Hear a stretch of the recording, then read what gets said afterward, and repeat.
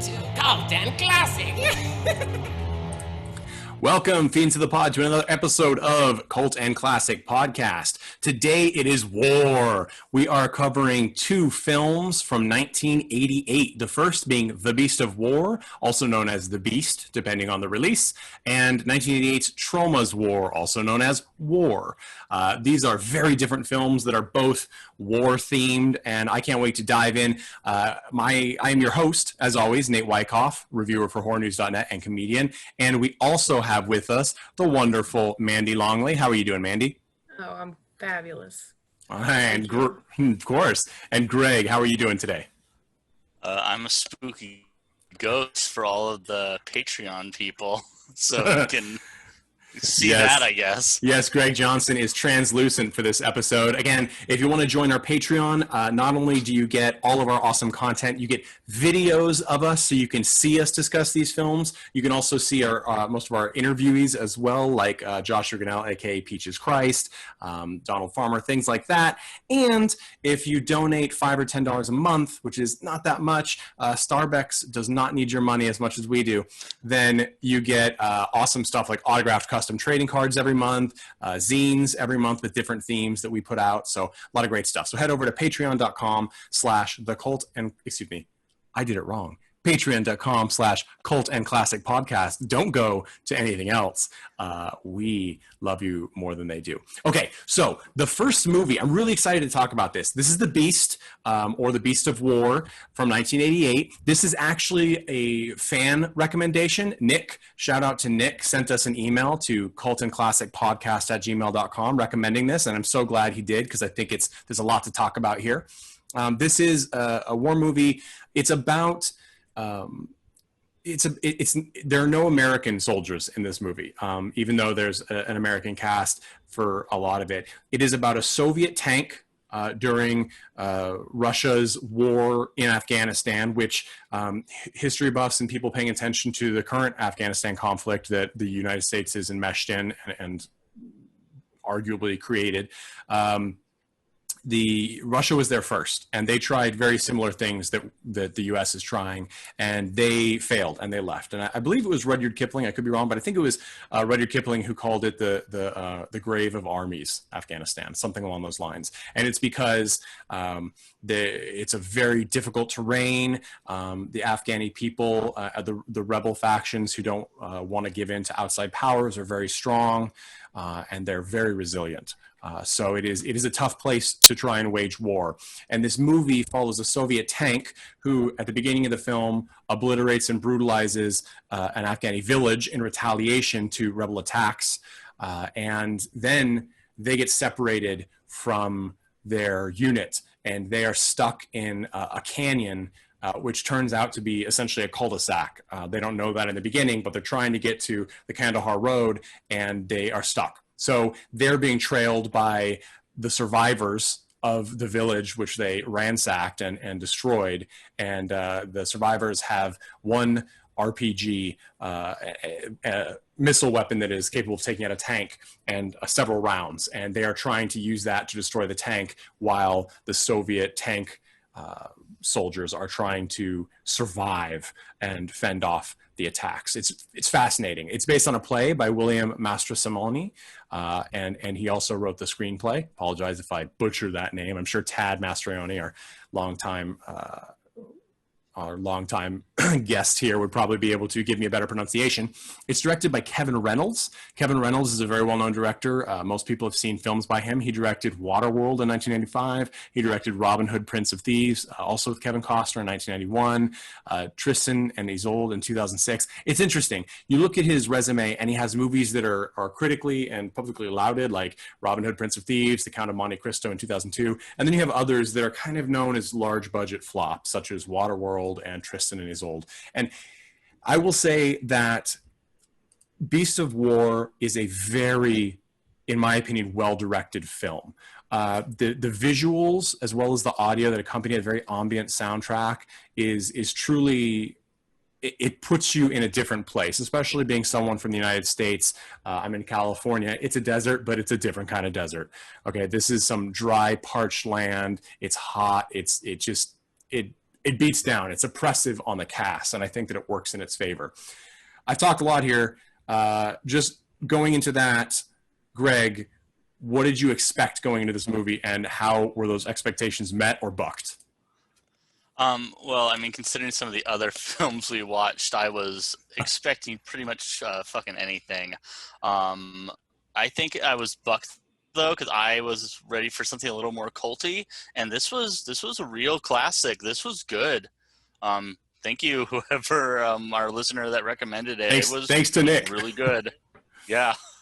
I thought it was interesting that it was based off of a play, which, since you butchered the last name of the writer, let me butcher the name of the play, Nanawati, which they say during the film and discuss. I'm kind of curious why they didn't keep that name for the movie going forward, just because the Beast, or even the Beast of War, they never, like, you'd kind of think that since it's about this tank, really, they refer to the tank at some point as... Well, it's interesting. They refer to it as the Beast, but they refer to it as a beast in the Afghani language.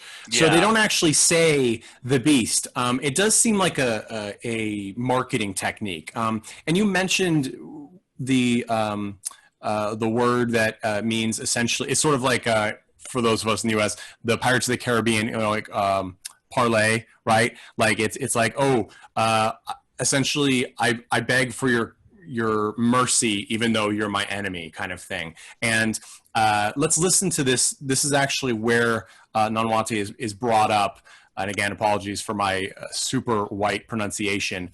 But this is the actor Eric Avari, who is super fantastic. He was Cecil and Mr. Deeds, Dr. Terrence Bay in The Mummy of 1999. He was Kasuf in Stargate, 1994, one of my favorite films. Basically, anytime a big United States film needed a Middle Eastern appearing individual who had sort of a wise man vibe, they chose Avari, and it's totally worth it. He is incredible. And I think that he has a very kind demeanor, and it plays to his role in this, where he is an Afghani man who's been educated outside of Afghan. So he speaks English, and he's working as the translator and a soldier in the Soviet tank unit. But he's not trusted by the commander and the other soldiers, except for Konstantin Kovarchenko, who is essentially the main character of the Russians. He's played by Jason Patric, and he's trying to get to know and understand and learn from Avari's character here. And let's listen to this. This is a conversation after they've gotten lost, and they've already been attacked by the rebels once, and now they're camped out at night by the tank. It's called Pashtunwali. It's the code of honor. Pashtunwali. 3 obligations. First, milmastia, hospitality. Milmastia. Second, badal, revenge. Badal. Third, nanawate, the obligation to give sanctuary to all those who ask. To all. All. Even the enemy. All. What if I kill your brother? And you come for badal, revenge, and I ask for Nanawati? Then I would be obligated to feed, clothe, and protect you. It's incredibly civilized. What is it? Nanawati? Nanawate. So, and again, I want to mention that speaking with Avari is Jason Patric's character, Konstantin Kovarchenko. And Jason Patric, listeners will recognize him as Michael from The Lost Boys. So he plays a very different role here, and I think he kind of shows his acting chops. But this is what you were talking about, right, Greg? This word that what they titled the play after, which is, I think you're right, much more representative of the play. This idea of asking for forgiveness in the face of terror and offense and death, right? Yeah, I mean, I feel like it's a much stronger title, but to your point, I think it probably was just marketing that, this seemingly unpronounceable word to anyone that, finds Tabasco spicy. would maybe see a film called The Beast and be like, oh, like I could get on that. Oh, The Beast of War. Now you got me.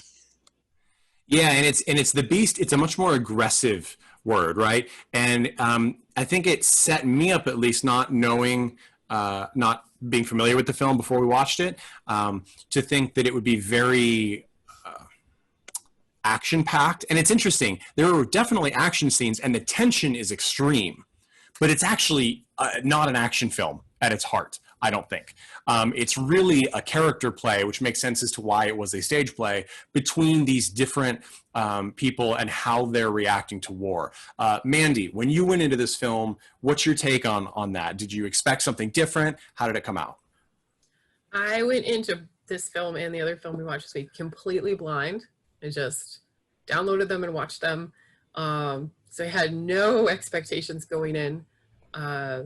I did like how The Beast started out with a quote from Rudyard Kipling, specifically about the women in the war and how they were extremely, considered extremely fierce.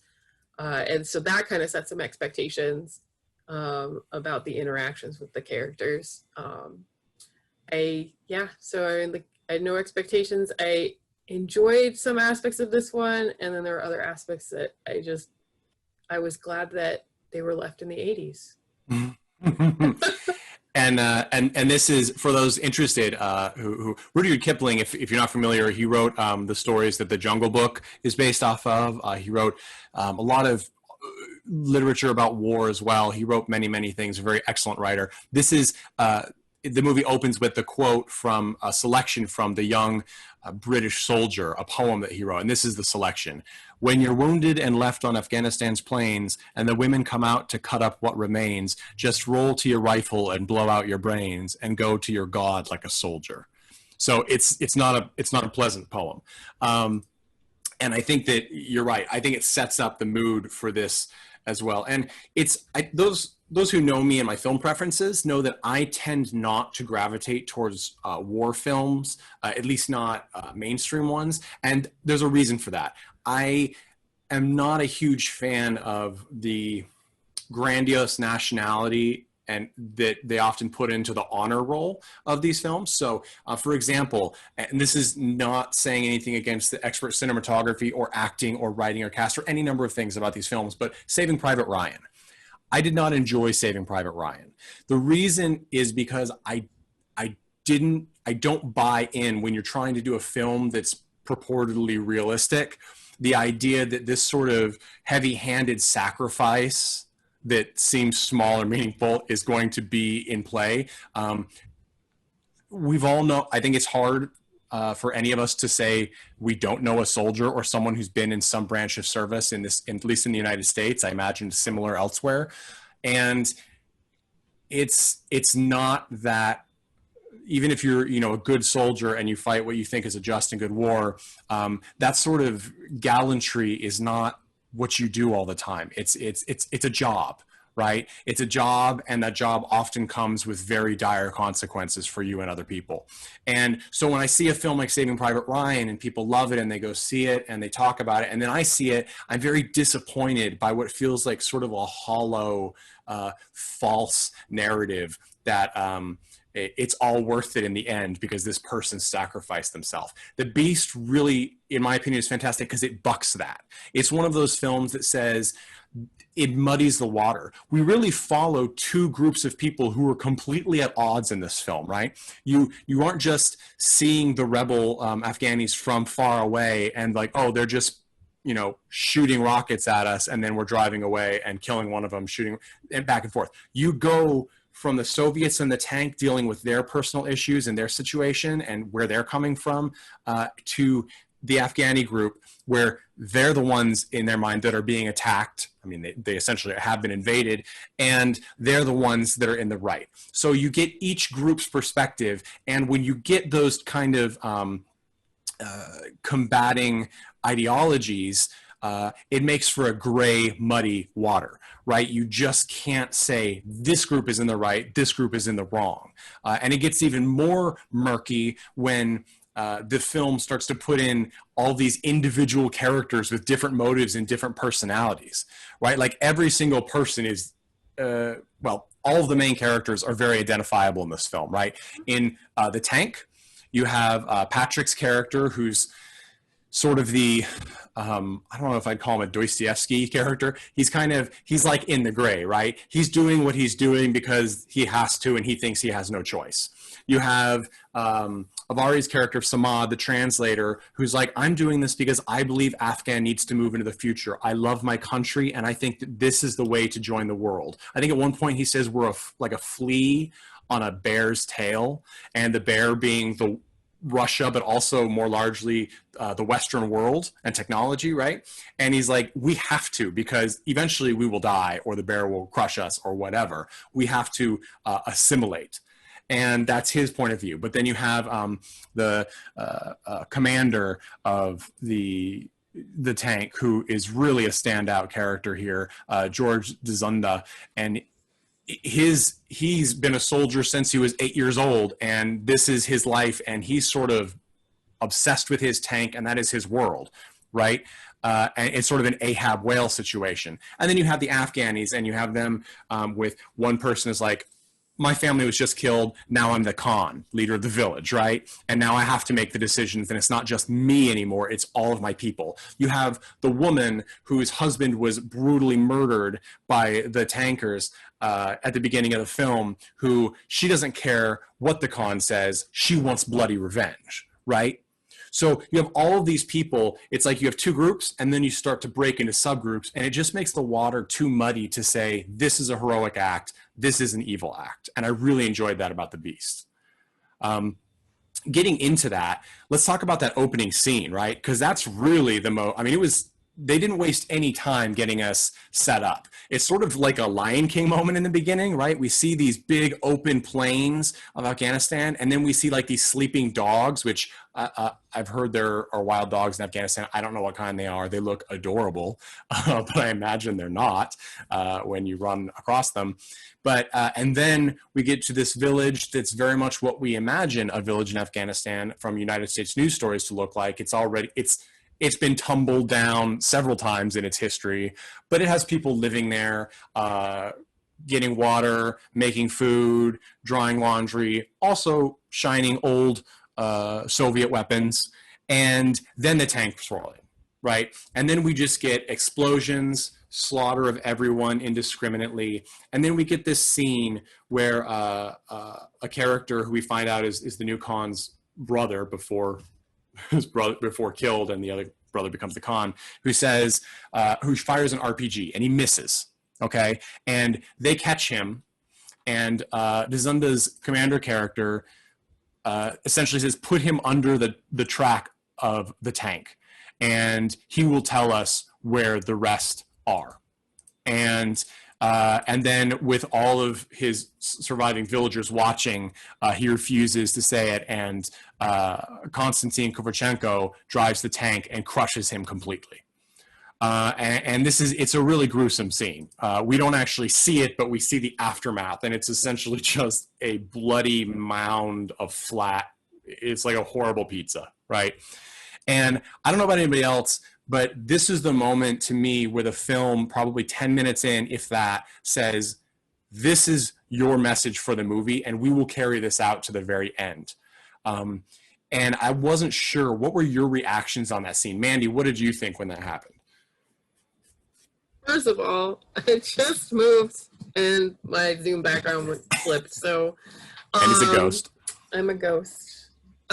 So I was blown away by the opening cinematography of the whole scene, of just like the opening of the movie. And then I was just really like, just like drawn into this world and like trying to figure out like, what is this movie all about? Because I didn't watch a preview or read anything about the movie before I watched it. So I'm like, who's the protagonist and the antagonist of this movie? And as the movie like unfolds, like even a little bit through this scene, it's like, it's kind of unclear. Like, oh, clearly the Russians must be the bad guys, are like doing this horrible stuff. But like, there's also some like context in history that sort of points out like, well, is like retaliation for other things that are going on, and like maybe they're looking for specific like players in this theater of war or something. So yeah, it was just like, it was very, it just drew me in. It was very compelling. Well, and the cinematography, as you mentioned, it's a huge part of this movie, right? We essentially look at desert and then some sweaty people and a tank and there's one cave that we see at one point, but that's all we see for an hour and 49 minutes. And I personally did not find it dull. It's very, very well done. And Doug Milson is the cinematographer for this film, also works later with Kevin Reynolds on Robin Hood, Prince of Thieves, but also is probably most well known for being a cinematographer on Full Metal Jacket. So this is not Doug Milson's first rodeo with a war film, but also, I mean, these big budget films, and he's still working today. Really excellent work. And I think that it helps set the tone. Greg, what was your take on this first major battle that really sets up both sides, right? I mean, like Mandy said, I mean, I think it really sets kind of this this tone of we have a lot of action going on. I mean, they are really laying into this little village, and it's not grand though. You don't feel good about it. You're watching them just blow this place apart, and like Mandy said, I mean, you're kind of like, well, maybe they're looking for someone, but you don't get the sense that they're there to really do anything seriously strategic. It's just kind of, we're gonna wear the enemy down by killing them. They're civilians, like all of them. Yeah, you believe when the Afghani rebels show up there after it's been, essentially mortared. I mean, they're firing tank frag shells into shacks the size of, a 10 by 10 room, right? In some of these cases, like they're laying waste to it for really what seems like no reason to us. And then they catch people and they really don't seem to have a great reason either. But he says, why did they do this? The new Khan says, why did they do this? And the older man that they refer to as uncle says retaliation. And that really is it, right? Like it sounds just like, oh, well, we got attacked back there, so our orders are to go and just blow shit up to sort of eye for an eye. And it sort of adds this, I mean, of course, we're talking about it's not Christianity in this case, although we could probably assume that the Soviet soldiers are Christian if they are religious, and then we have the Afghani rebels who would be follow a form of Islam, and it feels biblical to those of us in Western society, right? You're in a place that we see most often when we're watching some sort of Bible story biopic. And it's eye for an eye. It is a nasty, cruel situation. And you're seeing, like you said, you don't feel good about it. Right away, you don't feel good about it. There's no triumphant music. It's not a glorious, it's not an A-team, right? Nobody's like flying off of a building like, haha, like, oh, what a stunt. It's impossible to watch it and admire the technicality of it. Because it's gruesome and it's unpleasant and it's uncomfortably realistic. The gore is good, but it isn't another. I'm gonna rag on Saving Private Ryan, I guess, today. Another thing, it's like Saving Private Ryan. It's like, oh, this guy gets shot in the head. Oh, this guy takes his helmet off for 1 second, gets shot in the head. It's not that it. I mean, I certainly wasn't there, so I can't speak to it. There are many soldiers who said that it was like that, and I totally understand and respect that. But when we're shown it on film, why are we seeing it? Is it to make an effect, or is it for the sake of gratuity? And in this, I found it more horrible because what we saw was not gratuitous. It felt much more realistic. It's like there are people who are just wounded, and then there are just people who are dead. And yes, maybe that person is missing a limb, but most of them are just dead. And it's really uncomfortable. And it looks more like news footage than it does a very slick production. And of course, we get this. One thing I'll say about the realism that is interesting, and I'm divided on it, is my wife watches with me, and they made the decision to none of the Soviet soldiers speak with that shticky American version of a Russian accent. Everyone speaks in their natural voice and cadence, which for the Soviets, the Afghanis speak in an Afghani dialect, I assume. It sounds legitimate to me. I certainly don't know. I'm no expert. I'm sure others who know more about it would have different opinions. But the Soviets speak in their normal tone of voice, which are varying degrees of U.S. English accents. And on one hand, I respect that decision because so often we typically see it in movies where they try and give them a fake British accent and it doesn't work very well. Like, oh, well, this person has like a Welsh accent and this person has like a central London accent and it stands out to us, but we just kind of accept it and move on. By the same token, I kept having to remind myself that these were Soviet soldiers and not United States military. And I don't know which would have been better for my desensitized lens. If they tried to make them sound somewhat Russian, so I would have thought I would have remembered that they're Russian or not. Because it does something. I don't know if you guys felt that way or not. It does something to be like, oh, these guys are speaking English in the way I expect an English person to speak English, like an American person to speak English.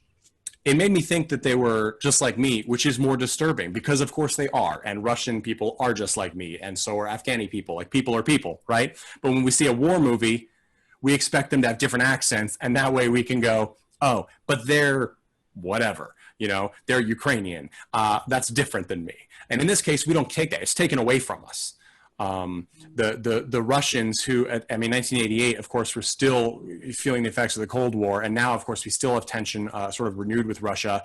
We're getting this vibe of they're just like us. And I wondered, this is a long way to go to this, but I wondered if that was one of the reasons you guys think that this film is not well known in the United States. Because, as you said, it's got a fantastic cinematography, very tense atmosphere, and I think it's a very well-done movie, yet I certainly had never heard of it.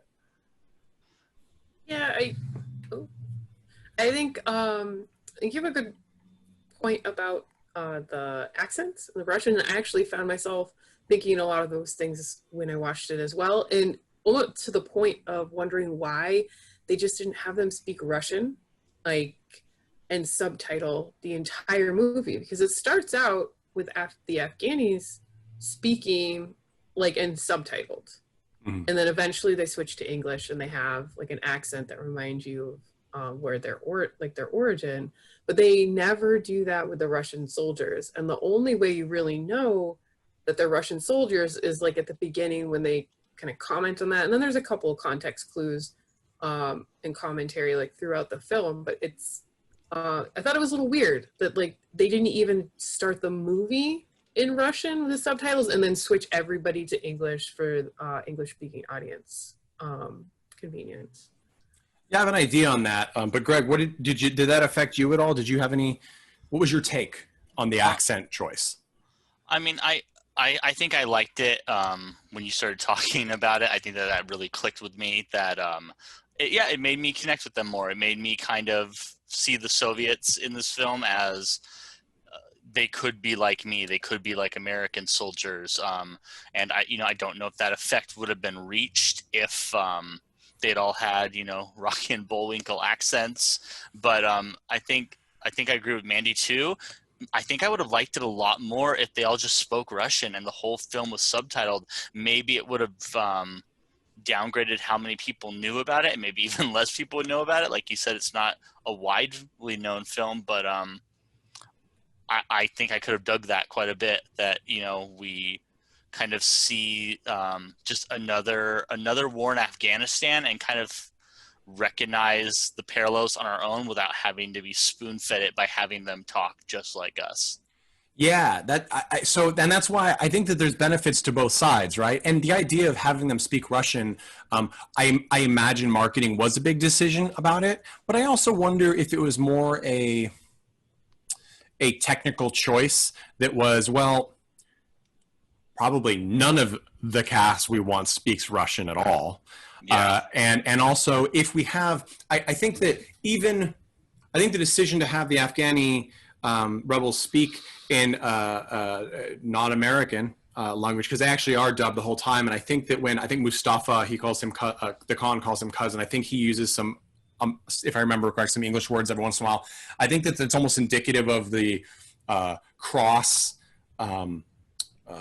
pollination of the West. And we actually, because when he uses English words, we don't know if it's supposed to be that he's using English words. It's probably that he's using then Russian words that are just being spoken in English. It gives this weird, like, tricky thing. And that sort of makes sense, right? Because that Mustafa character that the Khan's always arguing with, even though he's on his side kind of, is what they call a scavenger, right? He's the one that goes, they kill Russian soldiers to take their equipment and sell their equipment. And so he's more interested in his own monetary gain. And that's sort of that idea of, even though the Soviets at this point were pushing for communism, it's really it's a commercial communism, right?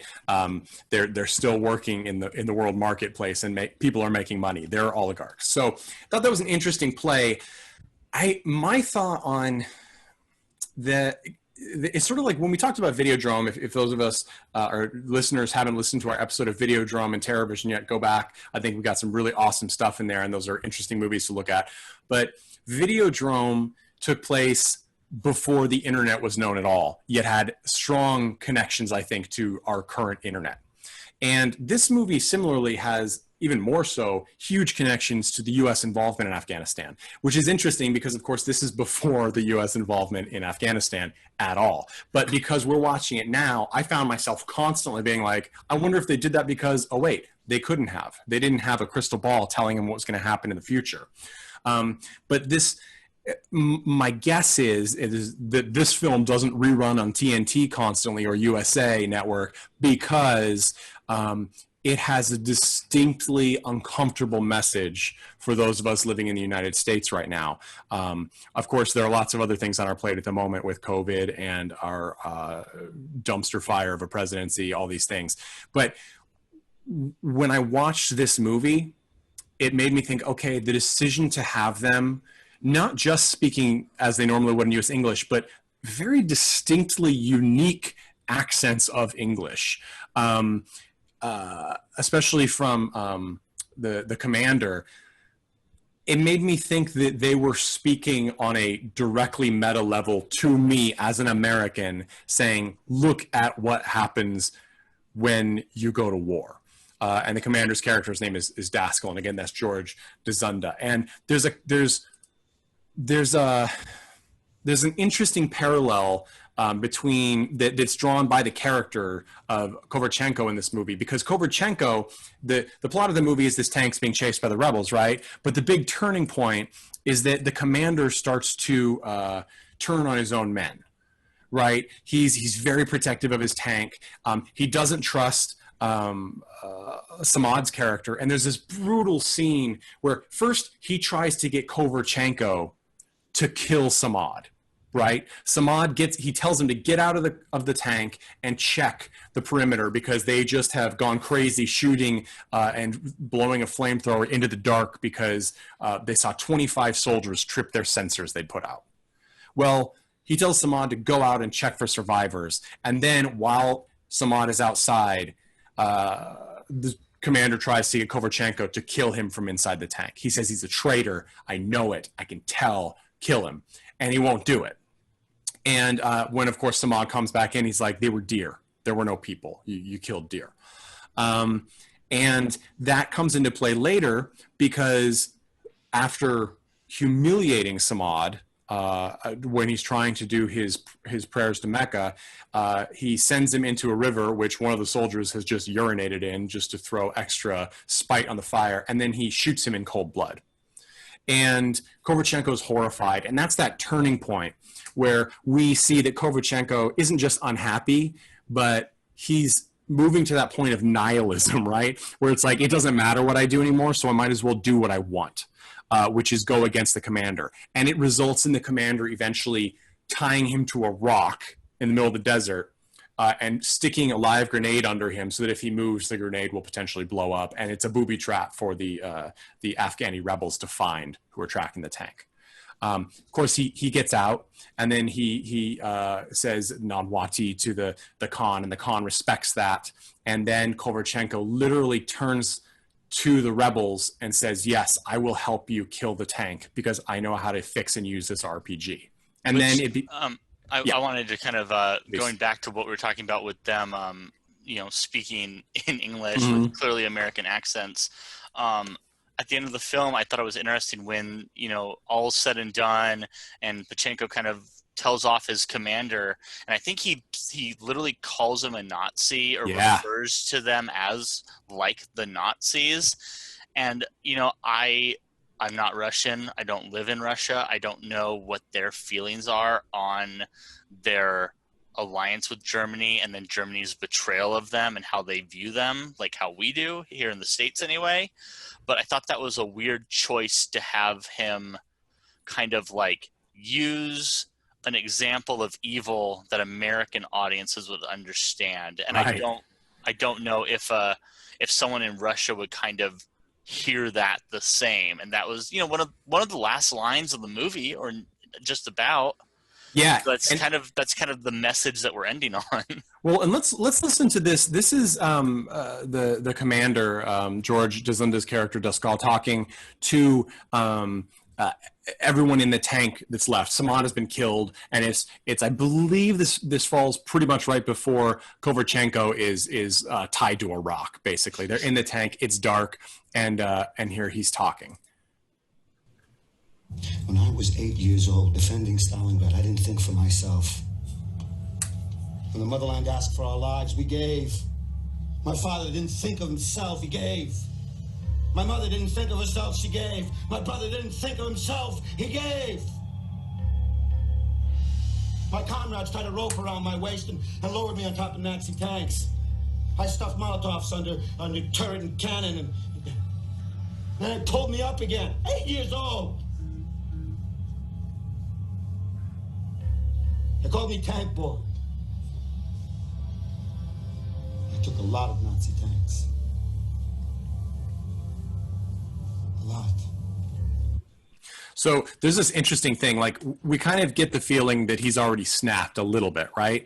Although I think that that's sort of a loaded term, because when we say snapped, we think that there's this like on-off switch. It's that moment when a character goes crazy. This character is not going crazy this is his character. This has been his character. He is not progressing towards madness. He is this person. Yeah. And this was really interesting because the idea is that Kovalchenko, which again, kind of this, I think Dostoevsky, it's sort of like he is educated, unhappy, and he's also got the logbook, right, where he's keeping record of all the actions of everyone, the demerits, the accomplishments, things that are very dangerous to Duscal, like him killing Samad in cold blood, or his gunner who was distilling liquor from the brake fluid, causing their brakes to be problematic in the tank. Like, all of these are being written down and physically kept by Constantine's character, and that makes him extra dangerous. And he is now, because he is somehow problematic for the commander, he's a traitor. And he thinks for himself is the big problem in Duscal's eyes, right? He thinks for himself, and that's why he goes off on this tangent. And then when you were talking about Kovalchenko calling him a Nazi at the end, it's almost a little more than that, right? He's not just saying, like, you're a Nazi. He's saying, how does it feel, essentially, for us to be the Nazis this time? Yeah. Because they're the invading force. And following blindly then is the implication, as he says you're supposed to do as a soldier, causes exactly what he was so proud to have fought against. And it literally just crushes him. I think that that's the moment where the commander, his tank's been destroyed, so his one sense of, like, he's so proud of it, right? Like, that's his world. That's destroyed at the end, finally. It can't be moved. The tread is blown off. And they're left to just wander in the desert, presumably for God knows what, to die, presumably. But of course, the women show up and brutally murder Duscal, which it's hard to argue that he didn't deserve it. If he just wandered through the desert and we didn't see what happened, it would, at least for my American sensibilities, be a little disappointing. Yeah, for a film that definitely wasn't about glorifying war, there was something very satisfying about watching those Afghan women just beat him to death. Except probably They stone were him, all about the stoning. Oh yeah, They were all about the stoning. And and it's interesting because we'll get into this with TROMA'S War too, but there is a surprising amount of parallels between these two films, even though they are radically different films with of a radically different caliber and genre. Yeah. But it really is sort of, I like, there's a lot of mirrored scenes in this film. For example, and it probably comes from its background as a play, which is there's the scene early on we listened to where Kovalchenko is talking to Samad and they're eating bread. He offers them bread and they're eating and they're learning about each other. And more than they're learning about each other, they're sort of finding this connection between each other. And then Samad's dead. Kovalchenko's been betrayed by his commander and he's been given an uncomfortable parlay by the Khan, and they're in a cave, and he's given bread, and when he's eating, and he's supposed to eat first before anybody else can get it, right? So he's offered bread, he takes the bread, and then he and the Khan begin to form their relationship, which is interesting. It's a different relationship than we saw with Samad because they have a different level of communication ability between each other. But I thought it was very interesting because Kovalchenko is he's in both scenes, but he's sort of on the opposite side. He's offering bread in the first one and learning from Samad. But in the second one, he's being given bread and he's teaching. He's repairing the RPG. He's offering his skills or granting his skills when asked. And so that's an interesting parallel. And then we have another one that's even broader, more less concrete parallel, but I think even stronger, which is the end of the film. The end of the film is, of course, the soldiers, the surviving tank members are sent off. The women killed Askal. And then they bring back, they say, sorry, Khan, couldn't do what you wanted. And she's covered in blood and she drops the bloody boots and belt of the commander in the dirt. And he's horrified because for twofold. One, it's gross, but also probably because he's been defied, right? Like he's still trying to find his leadership. He's only been Khan for what, like 2 days? And then Khan is like, he's trying to get Kovalchenko to come with him. And Kovalchenko does it first. They retreat because there's a Soviet chopper coming in. And they start to pull him in. And then Kovalchenko stops and he keeps the rifle, the Afghani decorated rifle that the Khan has given him, but he takes off everything else. And he waves down the chopper and they pick him up in a hoist. And he's carried off through the air, just hanging there, right? And it's super interesting to me, and I don't know if you guys felt the same way too, because I was trying to think, why does this feel satisfying to me? Because it's a very open-ended moment to end a film on. And my feeling was, at the beginning of the film, Kovalchenko is just following orders. When he crushes the Khan's brother with the tank, he's essentially forced by the commander to do so. And then Samad later says, you always have a choice. You know, it may not be a fun choice. You may not want to make the choice, but you always have a choice. But in the beginning of the film, Kovalchenko doesn't see it that way. He's powerless and he's just going with the current. But then he makes this choice in the middle, right, to work with the Khan and blow up the tank. And then at the end, he goes and he's physically going with the flow. He is 100% not in control of his ability to do anything. So it's sort of like at the beginning, he's in that position, and at the end, he's in that position. And we're left to wonder, what is the actual change that occurred? Because he made a clear choice in the middle, and then at the end, he's chosen to potentially go back to what he just was at in the beginning of the film. We don't know. Is he going to go for a discharge and go home? Is he trying to get back to Russia? Is he going back to the military, right? Because the commander insinuated that he's been insubordinate before and that his next step for insubordination will be prison. So we just don't know. And that's a really weird moment. It makes it feel so, it made me feel like there is no hope for the situation, right? Which sort of goes back to that Rudyard Kipling poem in the beginning.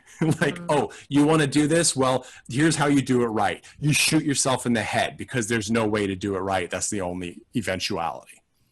I don't know what your guys' take was on that, because to me, watching him fly through the air just completely limp as the credits rolled was powerful, and it took me a while to discover why, for me, I felt that worked. I guess, I mean, my initial reaction was opposite of yours. I felt hopeful that he saw his choice of, he could stay there and just kind of live this new life, and that was fine, but he had kind of been doing the same thing in the Soviet army. He'd just kind of been there living his life. He's still in war, right? Yeah. Like, but if he went back, he was the record keeper. So his job is, you know, he's probably not going to change anyone's mind, but he's going to tell the tale of this happening. And maybe one other person, you know, kind of gets the message of maybe we shouldn't be in Afghanistan anymore. And kind of that, like, he's willing to take the long journey. He's willing to plant the seeds he may never see grow, that sort of thing. And also, you know, we liked him. He was our protagonist, right. And it was happy to see him survive. Yeah. So that's why I took it as hopeful, with just the surface level. He's alive. He's escaping. Great. That's what we want as a viewer. And then maybe a little bit under the surface of, he's making the hard choice to probably get court-martialed. I mean, most likely. Well, because we don't know, the other two soldiers are alive, right? Yeah. So, and they probably are not that far off. So are they going to pick them up, and what are they going to say, right? Because in one, it looks like he saved them because they were going to be killed by the Khan's men. And then he was like, no, just let them go in the desert. They'll die in the desert, which, you know, maybe at least it's a chance. And so we don't know how they're going to paint it, because they didn't like the commander by the end either. And we should mention, too, one of the other soldiers is played by Stephen Baldwin in a very interesting role. He plays the sort of seemingly greenhorn soldier who gets injured early on and does the whining. He does an okay job, but his part is relatively minor. If you weren't familiar with Stephen Baldwin's face or didn't pay attention to the credits, I don't think you would know that it was him. Mandy, what was your take on the ending? Oh, like, some of the stuff Greg said, like, is, like, you know, nice to wrap up the end of the movie with the protagonist, like, going home, sort of. But it didn't feel super satisfying, because the whole movie was very ambiguous or very open about what was happening in this war. There were no good guys and bad guys, really. I mean, there's definitely some troubled characters that you were not unhappy to see meet their fate at the end. Right. Yeah. But yeah, it wasn't particularly satisfying. It had me thinking back to, like, our high school English classes, and I was wondering if one of our specific English teachers would have painted him as a twisted Christ figure, where he was having, like, his re-rising after several days away from one life, like a certain kind of death, and then wandering in the desert, and then, like, kind of going off, being reborn. Because the imagery is there, right? He's crucified on a rock. Yeah. Right.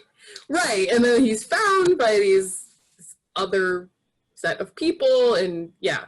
And I was just like, oh, she would have loved to have told that story and taught that lesson from this. And I was never a big fan of that, but I did think about that when, like, this particular Christian imagery was used in this film. Well, and I also thought it was fascinating because the Afghanis, when they're following the tank, and it's not easy for them. Like, obviously, the people in the tank are like, I don't know how they're surviving. It's impossible out here, but they're doing it. But it's clearly not easy. And they come across a holy man who's dancing around a fire talking in what seem to be riddles. And then you realize, because he's talking about Goliath being slain by David and the Khan coming through the desert. Oh, it's David, you're going to slay the Goliath. And like, what the fuck are you talking about? And he's like, Goliath. And he points and there's the tank tracks. And they're like, oh, it's a good sign, maybe. And they go, and then here's the thing. If I were Kovalchenko and this whole sequence of events occurred and I knew it, I would convert to Islam, because you're like, this seems prophetic, right? Because he's like, you're going to, David will slay Goliath with a stone. And then, of course, it's the women actually using C4 and grenades that blow up a rock ridge over the bottleneck where the tank has to exit the canyon. And that's what eventually disables the tank. And it's literally the stone, not the rockets. The rocket doesn't work. It destroys their barrel of their tank, and they've already run out of shells. It literally is an impotent weapon. But the rock is what does it. And it's super, there's all sorts of imagery there. But I thought that was, I don't think that this film sets out or succeeds at being pro-religion in any sense. I think that it it eschews all organization, because it's like, look, this country's shit. The Afghanis are not doing well either, and the religion seems like grasping at straws. It's a very unpleasant. There's so much.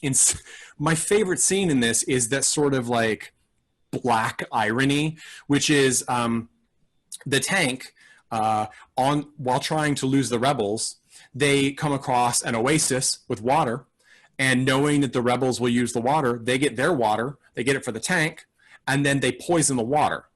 Well, the rebels, one rebel dies, but they figure it out before anybody else drinks the water. Well, of course, the rebels know this and the soldiers don't. The canyon has no outlet. So they have to eventually turn around and come back the way they came. Well, at their apex, when they've gone as far as they can, when they realize they have to turn around, they think everything is great because a copter comes and offers to rescue them. The commander says, no, we're taking the tank back. They get fuel from the copter, and the copter, which is looking for water, says, all right, well, we'll radio ahead and get you some more fuel. We're out of here. Well, when the tank finally backtracks and gets to that watering hole, all the copter crew is dead because they found that poisoned water supply. So they essentially killed a unit of their own men, and also they don't know, it turns out they probably did, but they don't know if they radioed in for help yet before they were killed. So it's really this karmic payback, right? But it doesn't even, it feels like an aha moment, but it's not a rewarding moment for the viewer. It's not the sort of gratification moment, like the reveal and capture. It's not the Scooby-Doo moment where they pull the mask off and you're like, aha. It's just a bleak, how could things get worse all across the board?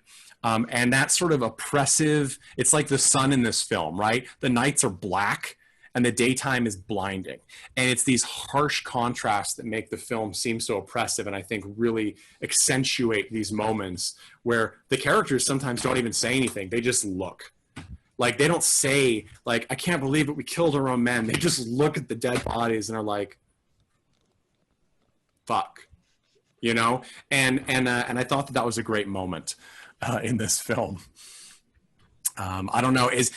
We're about wrapped up on The Beast. It's a dark movie. I think it's a great movie. I think that there's just so many elements to discuss that there are probably some, we didn't even really touch much on the gender divide between the Afghani women and the Afghani men. I don't think that the movie touched a huge amount on it, but it does give the women sort of a power that their male counterparts are not willing to grant them. They constantly are telling them to get out. This is not your job. And of course, they're eventually the ones that do the job that the men fail to do. Thought that was interesting. But to conclude this, Mandy, would you recommend The Beast, aka The Beast of War, to someone, and why? I think I would recommend it to, I don't know, like people that like stage stuff. I think I'm going to go and look for this, like if there's a recording of the stage show of this. I think I'd like to see it in that format. It is a slow, difficult movie to watch. It has very 80s soundtrack, which drove me kind of crazy, but did help to heighten the tension of the film. So I don't know. I guess as usual, like, to those who listen to this podcast, you're probably already fans of odd movies from the 80s. So this is right up your alley. All right, Greg Johnson, who would you recommend The Beast of War to and why? I would recommend it to pretty much anyone. I mean, it's a great war movie that does something different. I mean, I'd recommend it if you like something a little more heady. Hell, I'd recommend it if you watched 12 Strong or whatever that Chris Hemsworth one was, where they rode around on horses. I mean, it's just a good war movie. It's something different. I would, though, add an asterisk to that. Something that we didn't touch on, I think, is it is ultimately a white savior film. It's like Lawrence of Arabia. It's like Last of the Mohicans. It's like The Last Samurai. It's, even though they're not Americans, it's a bunch of white people coming into a country they know nothing about and somehow using their culture to their advantage and understanding them better than they understand themselves. So take the movie with a grain of salt, but it's still a good film. But that's a pretty glaring thing in my mind. I think that that's a really important point. I'm glad you brought it up, because I actually, if I could reimagine or change one thing about this film, I would like to see how it would play out with Kovalchenko staying with the tank crew the entire time and not sort of flipping sides. Because while he does have that sort of Christ figure component, and that's what it plays on, the idea of really seeing at both ends the Khan and Kovalchenko eventually meet as opposite figures, even though they're both potentially figures of purity in a way, right? Kovalchenko is sort of the reborn prophet, disciple figure, and Khan is sort of the righteous avenger. Seeing them come to head that way, as opposed to flipping Kovalchenko, which is what we want from sort of a pure moment, because we're like, oh, you're a good person, don't do this. But if we didn't see that, I think you could come out with something that was maybe even more honest. But that said, I did really enjoy this movie, and I think that I can only assume that it's distasteful to a palate for a lot of people who really want to believe that war is always a positive if we're the ones that are fighting it. I think that's why it's probably not more well known, because I think that it's better than a great many films that are much better known from this year, let alone this era. And I also want to mention, we didn't really touch on it, the gunner is played by Don Harvey, who's a very well-known actor. You'd recognize him if you saw him. He's Jeff in Better Call Saul. He was in Casualties of War with Michael J. Fox. He's been around. And then also the Khan is played by Stephen Bauer, who is Manny in Scarface, and he's in Ray Donovan as Avi. So he's also well known, and he did a pretty good job. I would recommend this film to people who like impressive sort of AAA big budget films. I don't think this is truly a big budget film, but if you do like movies, especially war movies like Black Hawk Down, or some of these more mainstream war films that are more focused on plot and maybe some history as opposed to characters, watch this movie, because I think this is a really perfect marriage between the two things. It takes a very interesting microcosm moment in time for the Soviet Union in Afghanistan, and it pairs it with really great character work that kind of tries to get at this, the heart of the human condition kind of thing. And I think it succeeds in a lot of ways. So I think it's a film you'll be thinking about long after you watch it. So I recommend it to people looking for that. If you're looking for something light, you won't find it with The Beast of War. All right, so next up, we have a film that is truly the sister film to The Beast.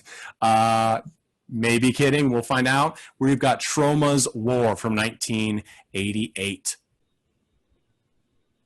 Okay, guys, so TROMA'S WAR. Now, for those listeners, I think most of listeners to the Occult and Classic podcast will probably know what Troma is. Troma is the longest running independent film company, and their biggest hit claim to fame is The Toxic Avenger.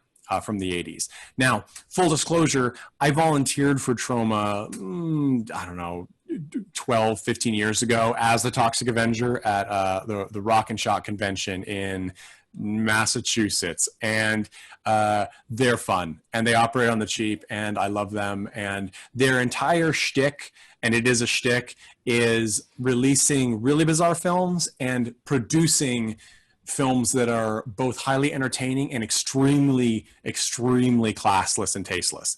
And I think this film, I mean, it's clearly a Troma production. I think it meets a lot of those things. We're going to talk about it. I don't know, how familiar were you guys with Troma before this? Mandy, did you know anything about Troma? No, I didn't. Nothing. Okay. Troma, Greg, did you know anything about Troma heading in?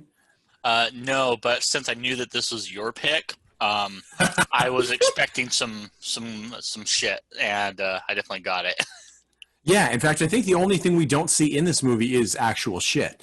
And it's, so here's the plot rundown, and there's a lot of little bits and pieces that are going to be lost in this, but essentially a plane load of American citizens crashes after both their engines fail on an island that turns out to be Cuban territory, where a group of crazy mix of people are running a terrorist training cell, and that next morning they're shipping off, it looks like 12, 15 people who are dressed as Americans to the States to systematically sow chaos so that the right-wing government officials in the United States can use it as an excuse to put their right-wing, more of their right-wing puppets into high office in the United States. So it's this sort of weird neoconservatives using joining Russians who are using a terrorist cell mixed with all races, ethnicities, and different things of terrorism to perpetuate a conservative agenda. Very strange. But as we know that the film starts with a plane crash and a bunch of survivors, it is, in fact, the pilot to the Lost television show.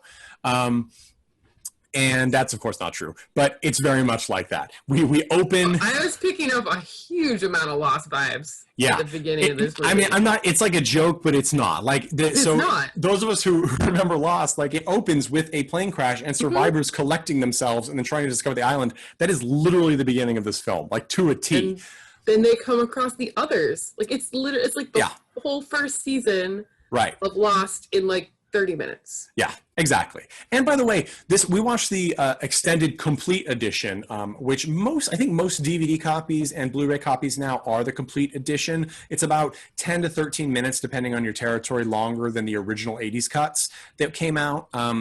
The things that they cut out originally were a couple of gore moments and I think a rape scene. And for those, I mean, rape is one of those things on film that is just so uncomfortable, just like in real life. It's a really traumatic, terrible thing, and it can certainly trigger many of us. But I will say this. This is not a serious film, so it was hard. It's with any Troma movie, I did not find myself taking anything particularly seriously, even the horrible atrocities visited upon people, both soldiers and castaways in Troma's War, and there are many of them. In addition to sort of nothing being disavowed by Troma as far as like they will do anything. They will have murder, rape, pillaging. Toxic Avenger is famous for having a scene where it's one of the best scenes in cult cinema history where a bunch of punks hit a kid on a bicycle and then back over his head, and it shows his head being crushed. And then one of the guys says, "Hey, you want to go whatever?" And the other guy goes, "No, I got church in the morning." Like, that's the level of Troma's ability to be like, we're going to show you things that make you uncomfortable, and we're going to make a joke about it. Troma's War has that, but I do not think that it is as offensive as some of their other films. In fact, I'd hazard to say this is a movie you could probably show someone who isn't familiar with Toxic Avenger, and they would be able to make it to the end. But it is a long-ass cut. It's an hour and 44 minutes. It's only 5 minutes shorter than The Beast, and The Beast has a lot more subtext to cram in. And see, that I felt the exact opposite. Like, the overabundance of, again, like, rape and gore. Like, it's like any comedian who's like, oh, well, I grabbed the third rail. Like it was all for the sake of comedy. If it's funny, sure, but none of this was funny. No, Like, it's not. Like it was just fucking mean spirited and just tasteless to be tasteless. And Mandy, what was your vibe on that? Oh wow! Like I mean, I don't even know what to say. Really, it was a bad movie. So, which is what we were promised. Well, what's funny? So I'll cut you off on this one thing is, Yeah. You touched on the mean spiritedness, Greg, and I would say maybe it's because I've seen some films that I truly consider really mean spirited, especially towards women, where I think there's one in particular which the name will come to me, and then will be wiped clear from my memory once again. But it's one of the clown movies. It's not Clowntergeist. It's not that one. It's another direct-to-video clown film where I was like, this is a vile movie because they clearly do not understand that they are crossing a line. Whereas Troma, it definitely is a shock jock film. I felt that it was just like goofy more than mean-spirited. I felt like they knew that everything that they were doing, like very tongue-in-cheek, like we know we're being sexist. So we're gonna like really go all the way. Like we know that this is like they do. gory, ridiculous, like murder, war scenes or whatever. But like we're gonna make it like I don't know if it's a low budget aspect of it or if they like intentionally make stuff look goofy. But like that's how it came off to me. This was all just like campy for the sake of camp. And like dialing it up to 11 just to be extra tongue-in-cheek and like kind of make their point that they know that they're doing it. But it was still like just bad. Like it was just not my kind of movie. So it's still just like, yeah, I see what you're doing. Like that's okay. Whatever. Like, what's the next plot point? Is that going to happen like anytime? I figure we're all kind of thinking about the middle of the film where they capture them and they line them all up and like it's just kind of going down the line like, okay, you're gonna get raped. Okay, next person. Okay, you're gonna get raped. Okay, third person, you're also gonna get raped. And then you get to the men and it's like shoot one in the head, beat out of this one. Like it's all these like different things happening to them, but all the women they're just like like throw them into a tent with some underling or maybe McRaperson. Like, it's like the most problematic part of this film and the only really famous scene that I can think of, and it's really the concept that's famous, not the scene, is the terrorist AIDS brigade, and that is by far the most insane, completely off color, offensive thing. And I don't know who you have. I mean, even if you are someone who enjoys the high level of sophomore humor that Troma is putting out in this film, you have to be, unless you're crazy, you will acknowledge that this is really inappropriate in any setting. But they know that and they went with it. And the scene is, I forget what he's named, but it's something like, Tommy AIDS. And it's Mr. AIDS. Mr. AIDS. It is Mr. AIDS. And he is pretending to be a Frenchman in a white suit with a hat who is picking a woman to have sex with and infect with AIDS. And he does that, and she does get her revenge by shooting him in the dick with a crossbow before herself getting shot. I don't think that that's really a full turnaround. He tries to say with this really bad French accent, I was following orders. And take from it what you will. It is the weirdest, and that's the thing. This movie has an insane number of weird moments. And that is the thing I like about this movie. For example, the pig guy, there's several heads of the terrorist organization, different people in charge, and one of them is a character who is a pig. I mean, I don't even like, he's like a man pig, like he's a person, and they gave him a prosthetic nose that could be real on somebody, but we know it's fake because he constantly is showing his nostrils and snorting. And let's just listen to a clip of him. And truly, this actor, his name will come back to me, is doing God's work. Here we go. Want to risk our infiltration trainees who have spent years to train? Yes! Calls the entire economy and all the plans we've been making for it all these long years is at risk as long as even one of those commandos still lives. Yeah. So that is it's Rick Collins, I believe. Could I just say real quick Yes. about Rick Collins and the entire cast? Like, man, I've never seen a group of individuals in a worse movie commit this fucking hard. I know. Yes. Like, I think I only saw one person like clearly break, who clearly was not an actor, but everyone else they were 110% on board with their dialogue. Yeah, really though. And so Troma in this film, as they do with many films, casts a huge number of non-actors. But they also pull a lot of people who are actors or want to be actors from New York, typically. So they get a lot of people's first chance. In fact, you could find a lot of working actors who early on worked in Troma films and went on to great things. And in fact, Rick Collins, who we just mentioned, who is super jacked in this role, he's actually in many of Troma's most famous films. He's got a bit part in The Toxic Avenger, and then he's in Return to Nukem High and Toxic Avenger Part 2 and 3.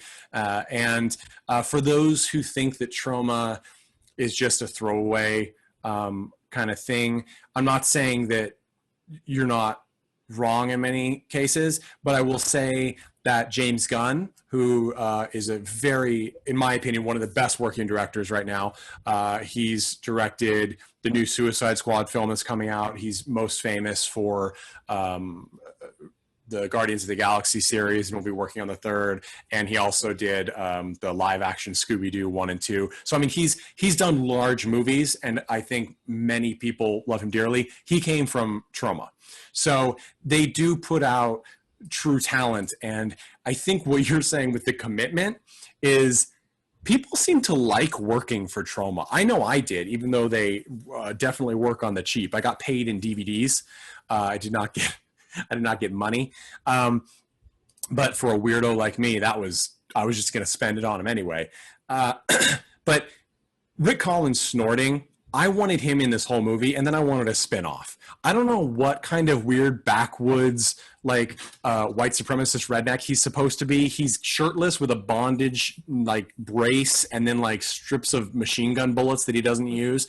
I don't understand his character. I don't know where he came from. But there's also a bunch of other characters that just run on screen just to get killed that I don't understand. There is a ninja in a full like Party City ninja outfit in the group of terrorists at one point. There's one scene where Parker, who is one of the main characters, he's played by Rick Washburn, who's done a lot of good work and 100% committed to this film. I mean, 100%. He plays the used car salesman who is not only an ugly American bigot, but he was in the airborne in Nam. And so he's like their secret weapon, and he starts killing these terrorists and collecting their ears. And he is all over this movie. He commits 100%. And at one point, he's shooting people, and then a terrorist wearing like a rope thong covered in mud from head to toe, just top to mud, just runs in to attack him. Like, that's just, that wasn't, I can't imagine that's scripted. That's just a weird character that just happens to be in here. And definitely the lineup from Blazing Saddles when they invite all the evil people, and you see like Klansmen, you see Nazis, you see Banditos, like the whole shebang. Yes. Well, and that brings something else about that. Lloyd Kaufman, who is head of Troma, and Michael Hertz as well. Both of them are credited with directing this film and writing it. With some other, Lloyd Kaufman did the story, and then some other people actually wrote it, including additional dialogue by several of the actors, including with Rick Washburn. Is people often I mean, there have been people who have railed against Troma for all of the crazy, disgusting things they put on camera. The thing that shocks me that people seem to ignore in many cases is, of course, they know what they're doing. They're smart enough to run a business, so that's been around for many years, so they know what they're doing and they're aware of it. But also, this is the most diverse cast of people.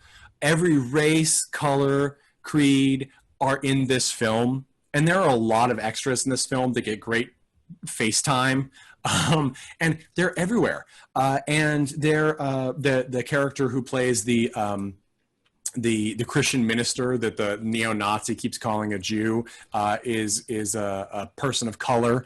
I think it's Nancy is one of the punk rock girls. She's black and she's called the smart one throughout the film. Who, by the way, I don't have 100% confirmation of this. That's Alita Harris, who plays that very beautiful actress. She has the honor of slicing the conjoined twins in half, who apparently are somehow running this, although they die halfway through the movie. They're connected at the head. Joined at the head. They're joined at the head. Like they're the brains of the operation. And they have like. I'm like, yeah, and I'm like, is that supposed to be a joke? I wasn't sure. Yeah. But again, those are just more weird characters. Like they throw shit, just anything could happen in this.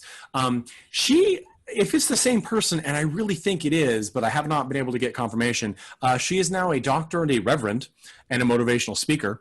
So that's pretty interesting. I would, Alita, if you're listening, please come on the pod. I would love to hear what you have to say about TROMA'S War and everything else.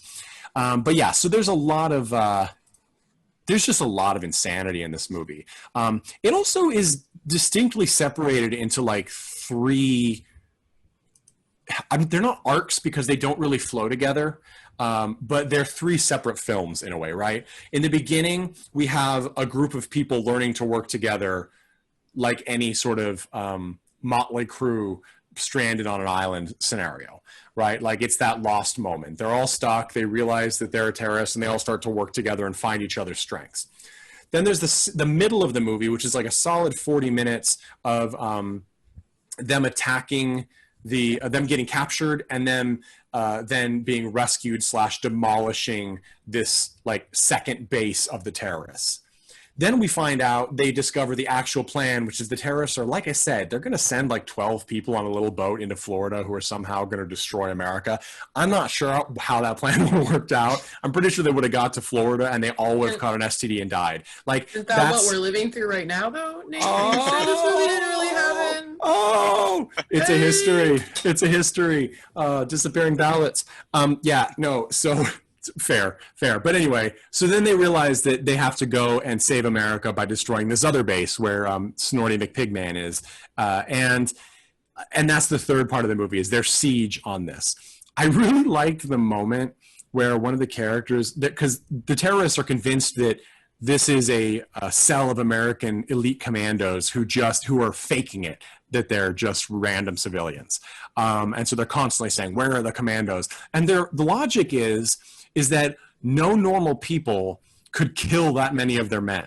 Well, their men that have supposedly been trained, some of whom potentially from birth to be soldiers, are absolutely redonkulously incompetent and incapable of anything.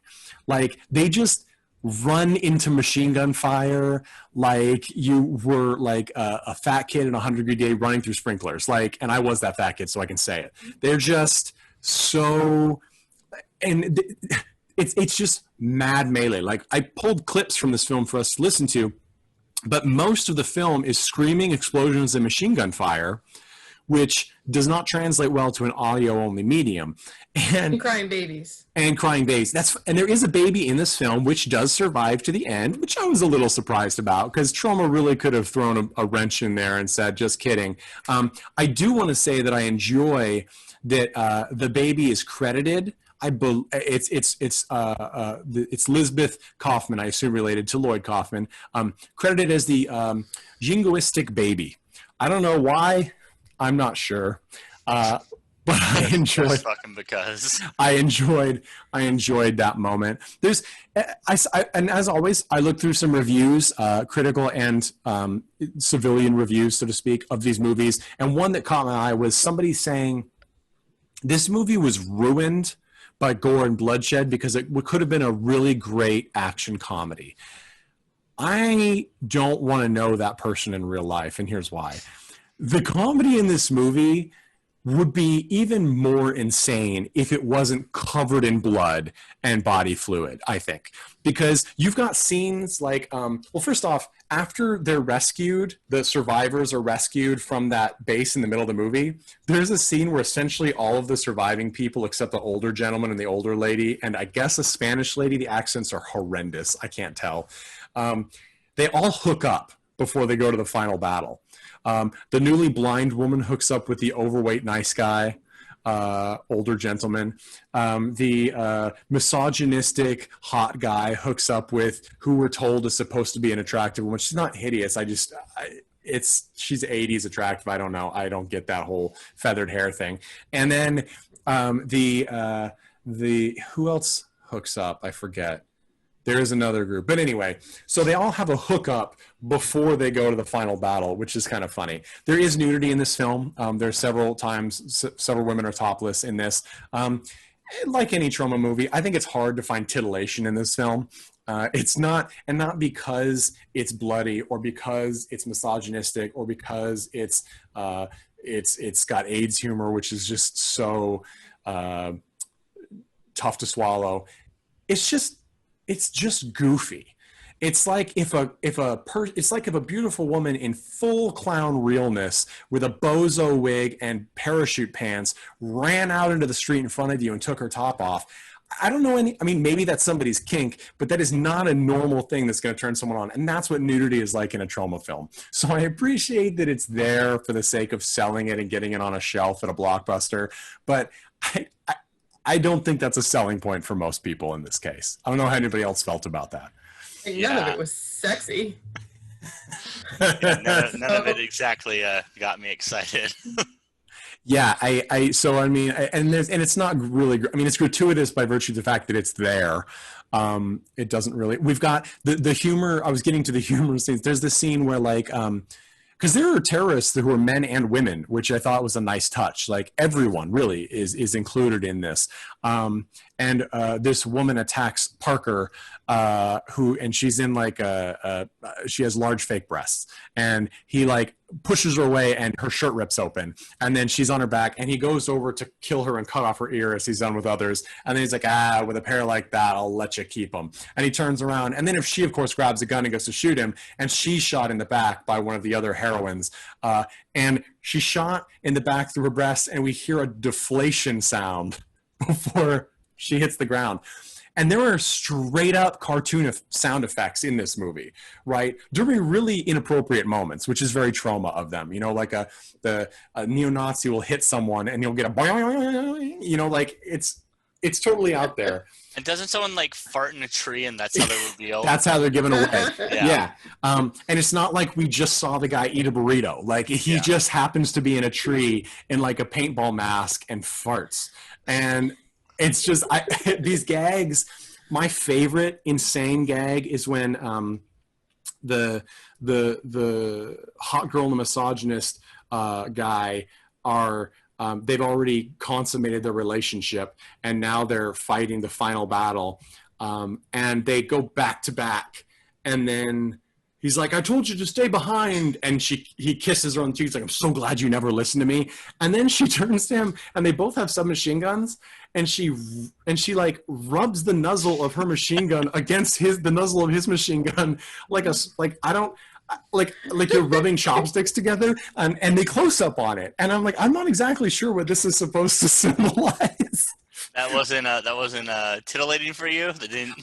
I'm like, I didn't get it, but it was so, like, the fact that moment was committed to film was, it really did inspire me, because one thing they did in this movie is I don't think Troma does this in general. I don't think they fail to catch their vision. on film. I think that what they do is they're like, well, I want this, so I'm going to do it.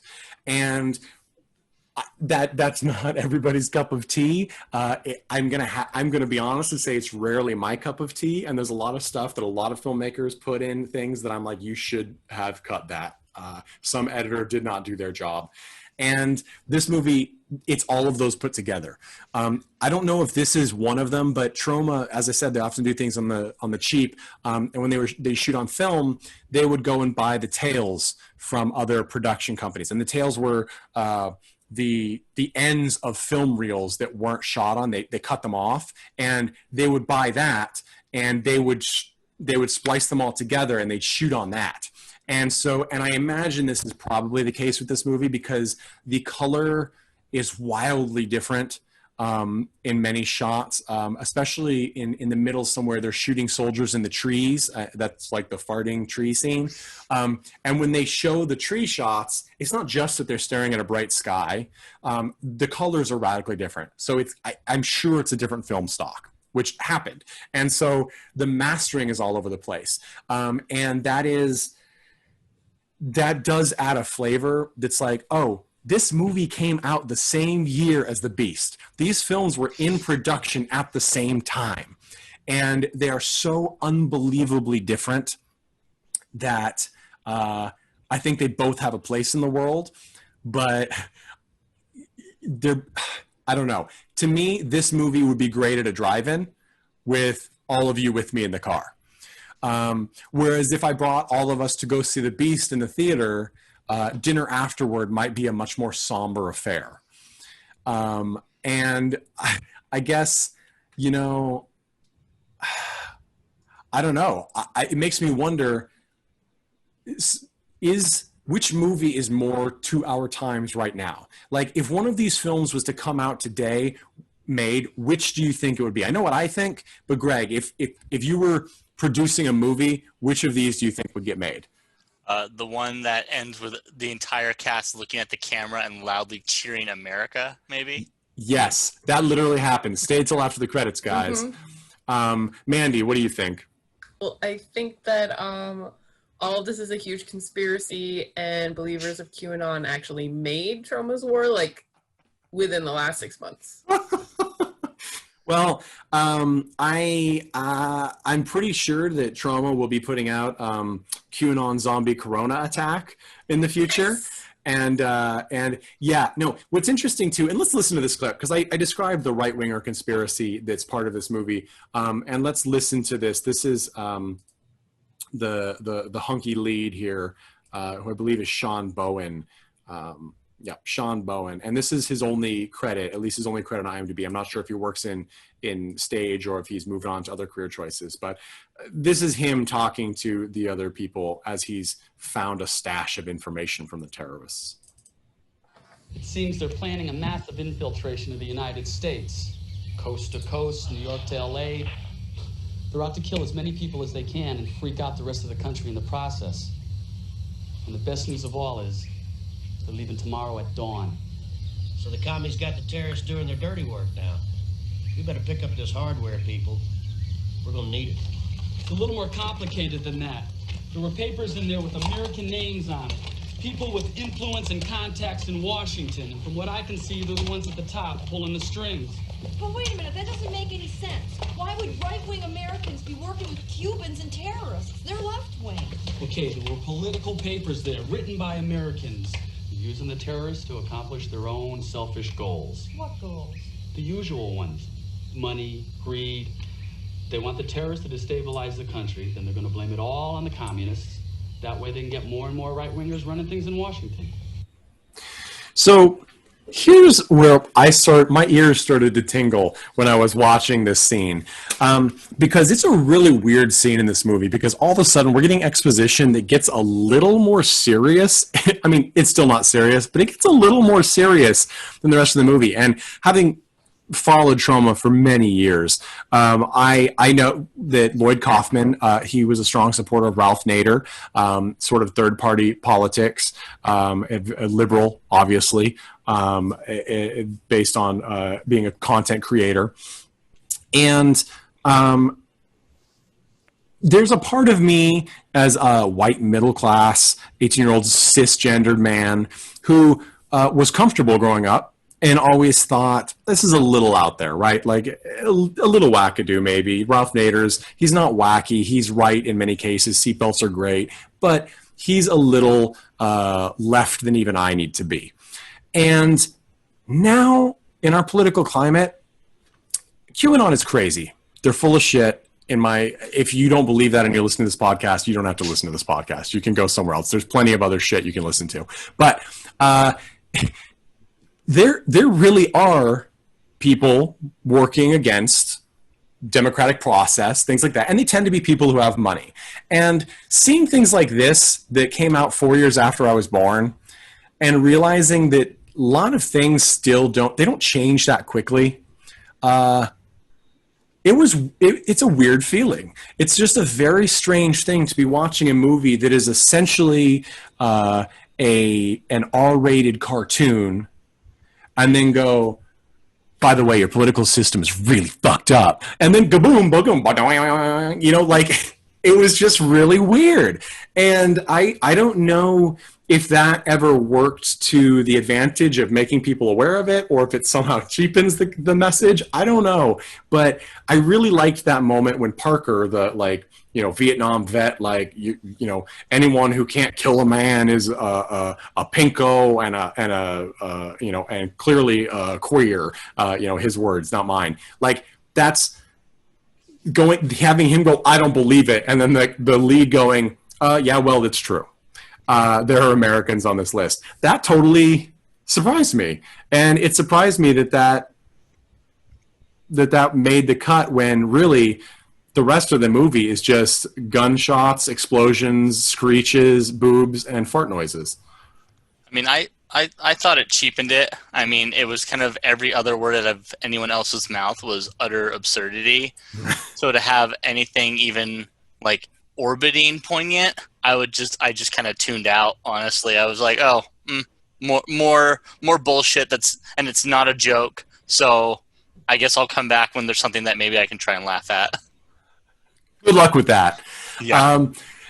And to be fair, I didn't laugh at anything in this film. There were a couple of times I smirked though, and there were tons of times when my jaw dropped open.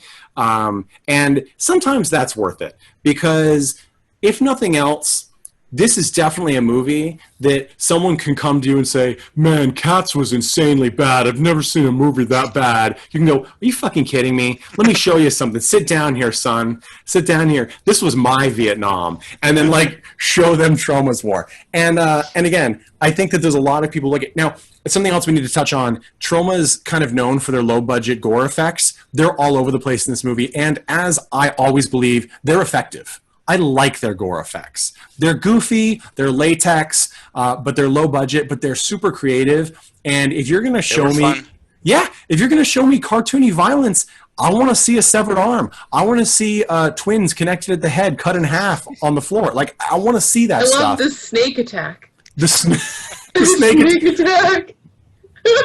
So one of the characters in the beginning from the plane crash, he never gains coherence. He's just always wounded and bleeding, and they're carrying him around. Well, he ends up getting bitten by a snake, and it's a real snake that then becomes a rubber snake on his face, which I appreciate because no animals need to die for any movie we've ever reviewed, and a couple people maybe, but that's okay. And then this throws the rubber snake, and then we get this great effect of his face just pulsates around his eye, it just like a beating heart. And I'm always like, is it going to explode? It doesn't explode, but it's gruesome. And the work of those air pockets that they put in under latex. I mean, Troma's a master at that. It works. You know, it's not Videodrome, but it's icky. And the same with hilarious, but it doesn't make you laugh. Yep. All at the same time. It's now. So here's the thing: the other, to me, a great comedy war movie is Tropic Thunder. I really love Tropic Thunder. I'm a huge Ben Stiller fan of his writing and his acting, and I think that was a brilliant movie because it pushed buttons, but it was still tolerable to the mainstream audience. Even though, if you break it down or you take it out of context, it is truly out there.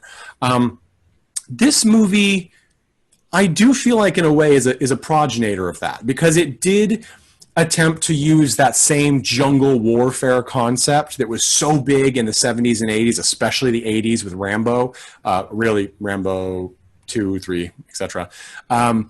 It used those to comedic effect. Tropic Thunder has some true laugh moments. TROMA'S War is more of, I'm trying to think of the right term. I think John Waters used the term on RuPaul's Drag Race once, a beautiful obscenity. That's what this movie is to me. It is, whereas a film like Terror Vision has really interesting characters and it's clearly a satire, this is not, it doesn't feel like a satire. It feels like an homage that they decided to throw in a blender with a bad 80s sex romp. And somehow the jokes got melded. And I think it doesn't, it may not work on the level that it's a successful film, but I do think it stands unique in this way. And I think that's why, because the movie's also known as War, just War. Isn't it also known as 1,000 Ways to Die? Yep, it was released in the U.S. as well as 1,000 Ways to Die. And which I was actually thinking about the title, and maybe I went into the movie the wrong way. And when I look at TROMA'S War, which TROMA'S, it has an apostrophe. It is possessive. Yes. So it's Troma Entertainment's production of war. Yeah. Yes. And maybe I should have gone into it thinking in the same way, like not another teen movie, where it's kind of Troma presents a portrayal of war, and it's not going to be accurate, and you should know that because it's Troma Entertainment. That's a very good point, because I personally, and maybe it's because I'm just a sick person, but I much would watch TROMA'S War over any Not Another Teen Movie flick or Scary Movie flick or etc. I'll watch Repossessed, but we'll go Leslie Nielsen's a different story. Yes, I think that's an accurate portrayal. And for fans of Troma, Troma does have like this interconnected universe where a lot of the movies take place in Tromaville. And there's Tromaville High, things like that. And this movie works in that universe. Many of the people are from Tromaville. And so it's kind of a nice side story to their Sergeant Kabuki Man NYPD, which of course takes place in New York, but it has connections. Toxic Avenger, which takes place in Tromaville. Here's an interesting story that people who know Troma might find interesting. When I did volunteer, I was the Toxic Avenger. The mask is very tight, at least the one we had. And they didn't have T-shirts for me, but they wanted me to be branded so people wouldn't think that I was just a fan who bought a Toxic Avenger mask or something, the Toxic Avenger. But they did have a lot of Tromaville High bumper stickers. So what they did is they had me turn my own shirt inside out, which was black, and then put a Tromaville High sticker on my front and back, and then made me bracelets and I think even anklets from the Tromaville bumper stickers for me to wear throughout. And that's how people, and I had a mop that was of course a real mop. And that is how people knew that I was with Troma as I wandered throughout the convention. And a surprising number of celebrities wanted pictures with me, which is funny because to me, I'm like, Sid Haig, God rest his soul at this point, but Sid Haig has a picture with me that he wanted taken as Toxic Avenger, and he never will know that that was just some schmuck from New Hampshire at the time in that sweating in that Toxic Avenger mask. Side story. But yeah, I agree. The branding of TROMA'S War is very accurate. And if you just called it War, which I think maybe was the initial intent, sort of like a 1942 or a, as you said, a Blazing Saddles. Like, I think they kind of sometimes go for like a Mel Brooks vibe of ridiculous goofball comedy. I don't think it's as accurate, and it doesn't work as well because TROMA'S War, which is the re-release branding, is accurate. It is distinctly a Troma film, and yeah, I think that does put you in the mood if you know what Troma's apostrophe S really means. Mandy, how do you feel about the branding of this film? Because when you go into a film called War, as you said, there's not actually a particular war. I think of World War II, I think of large-scale conflicts. This is really like an insurgency at best. Yeah, and like at the end they say like, it was a war, or like we're war. I'm like, it's like a battle? like maybe a skirmish. I don't know where you draw the line there, but I'm like, didn't feel like a war. And it definitely just felt like the pilot for Lost. So to bring that up again, I was like, I don't understand why this got named this, and I don't know the history of Troma, which thankfully you've filled us all in on through this episode. But it was just, I was like, I don't know. It's just some campy 80s stuff. I'm here for it. It was great. So it's interesting that, and I'm sure we will, there are so many Troma gems that we can talk about at some point, but getting to there's an overlaying of I do think there's an overlaying of satire in this film where it makes fun of 80s action movie shtick, right? The hot guy who rescues the girl from the ocean at the beginning, and she's like, "What are you doing? Why am I topless? Are you copying a feel?" Essentially, and he's like, "I don't know what you're talking about, lady. I rescued you from the water. I can't. There's a plane crash in case you didn't notice." And she's like, still mean. And then his response isn't, "Look, sorry, geez," which it would be probably now in a script. It's whatever, sweet cheeks, like blah blah blah. Maybe you'll feel different later. Like that whole shtick, and yet he's the hero, right? And then she saves his butt, and he's like, "I'm so glad you are, basically a raging bitch." And it's a weird thing. But the movie, so it sounds sexist, and it is sexist in some ways, but it also has a huge number of women in the cast. I'm glad that you brought that up because I was gonna say at some point I remembered that the women do save all the men. Yeah. That's the end of the film. And they do. And not only do they save the men, they're actually like pretty badass at the end, right? Like, and let's give a shout out to the mom of the baby who knows like martial arts and kills like many people. At one point, before she's found her stolen baby again, she strangles an attacker with her baby's onesie and then shoves it in his mouth and beats him to death. Like, and then takes the onesie back. And she like puts it over her shoulder. Like a bird cloth. Oh, mom move. Yes, right there. yes. That was she was far and away my favorite character. And we also, and so the women in the movie, and like I said, the character of Nancy is a young black girl who, they even mentioned this, she starts crying, in the beginning crying and being upset, and then at the end, she sort of goes on her own to kill the mastermind of this, and she's called the smart one. We don't know why she's called the smart one, to be honest. I'm not sure where they got that, but it is really nice to see a person of color in a movie, especially from the 80s, being called smart. That is great, and I feel like this might be the only one that stars white people where they call a black person smart, and that's sad. That's really sad. But Troma put it over in the entirety of Hollywood. Troma said, "Well, we're going to do it," and I thought that was nice. And like I said, especially if you look at and the Beast, of course, they have people who are trying to be, there's the Caucasian group of Russians, and there's the Middle Eastern group of Afghanis, or people playing Middle Eastern.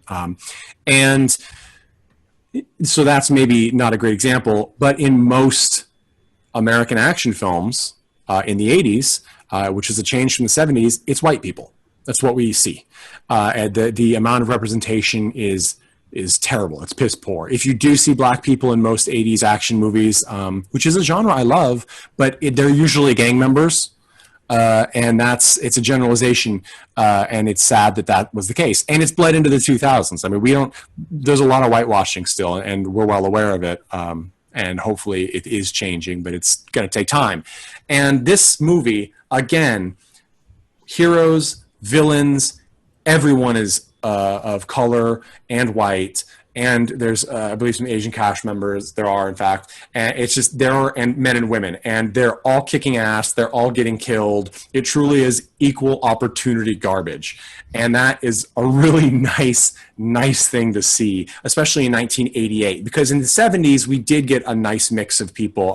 Grindhouse, I feel, was really a great thing for getting people of color on screen and some leading roles as well. And then we took this huge backswing in Reagan's 80s. And that's unfortunately what happened, but it was nice to see that. So we're going to get to the end here on with our time for Troma's War. Mandy, would you recommend Troma's War to anyone, and if so, who and why? I don't know. Did you like Lost? Would you like to revisit that in some bizarre, previous, possibly current, future, I don't even know, time warp event? Like, go ahead and watch TROMA'S WAR. You're probably not going to laugh, but you'll be amused. And there's an adorable baby. True, the baby's cute. Greg, who would you recommend TROMA'S WAR to and why? Well, if you heard us talking about the Beast and you're like, man, this is all really over my head and just a lot of neoliberal garbage. Where's the good shit? I'd consider TROMA'S WAR a perfect fit for you. Oh, Lloyd Kaufman is rolling in his grave, but also opening his wallet. So yeah, I think that you both are on something. I think TROMA'S WAR is very watchable if over long, because overlong. So it's 140 or it's an hour and 44 minutes, not 144, thank God, but an hour and 44 minutes. So it's only 5 minutes shorter than The Beast. But I will say there is no shortage of things happening. There are a lot, especially if you're a fan of low budget gore effects that are a lot better than the true no budget gore effects we often see in direct to video or shot on video. Give it a watch. If you like The Toxic Avenger, this is actually, I think, a progression from the first Toxic Avenger in storytelling for Lloyd Kaufman and his crew. And there's some interesting bizarreness in this movie. If you are a war movie buff, this is going to be something really different, and why not? Throw it in there. It probably would be great sandwiched between Rambo 2 and Tropic Thunder, right in the middle. You're going to transition nicely, and that's going to be something to do. Plus, this is one of those movies you should probably have on hand if you like to be like to your friends who are kind of white bread and vanilla. Hey, you want to see something different? Show them TROMA'S WAR. You know what? I did, since you said that, I wanted to add in that since if you liked Airplane, but you wish it was a little bit closer to the third rail, like TROMA'S WAR definitely had some Airplane vibes the whole time I was watching. True. It always comes back to Leslie Nielsen. So thank you guys so much for listening. This has been another episode of Colton Classic. As always, we're going to have the Chud play us off with All About Evil. As a note, the clips played in the show are for review purposes only and are the property of the copyright holders for these films. Please check these films out and support them. If anything we say sounds interesting, then they're worth a watch. And send us your recommendations for films to coltonclassic@gmail.com. Thanks again to Nick for recommending The Beast, aka The Beast of War. It was great fun. And join our Patreon at patreon.com/coltonclassicpodcast. Thanks much. Hey everyone, thanks for listening to Colton Classic Podcast. This podcast is important to me, but what's more important are the rights, privileges, and freedom from violence of everyone in this country and in this world. And that means supporting Black Lives Matter. If you'd like to make a donation, please go ahead and visit coltonclassicpodcast.com, where we have a list of places you can donate and help out. And please stay safe.